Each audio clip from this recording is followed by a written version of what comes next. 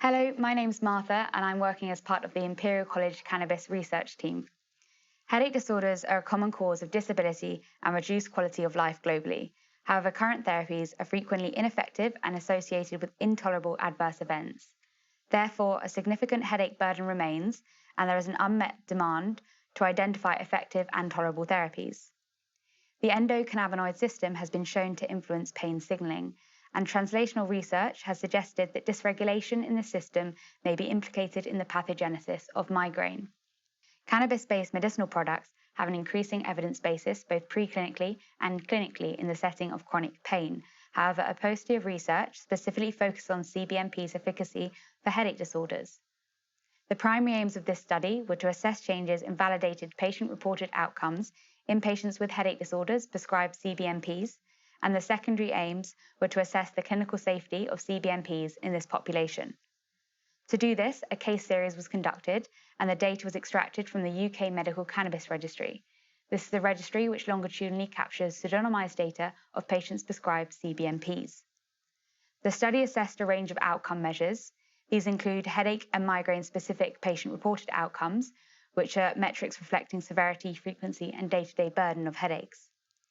The Headache Impact Test and the Migraine Disability Assessment Score were two that we used. Additionally, general health-related quality of life metrics were also used to assess patients' physical, social, and psychological well-being. We used a global index value for health-related quality of life, as well as metrics for anxiety and sleep quality. The primary outcomes of interest were changes in these patient-reported outcomes post-treatment at 1, 3, and 6 months compared to baseline, and the secondary outcomes were the incidence and severity of self-reported adverse events. 97 patients were identified for inclusion, with a mean age of 38 and 55 were male. Improvements were detected in both the headache and migraine-specific PROMs 1, 3, and 6 months following baseline.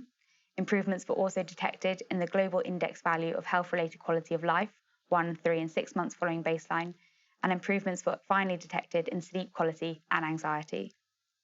17 patients experienced a total of 113 adverse events, and the majority of these were mild and moderate.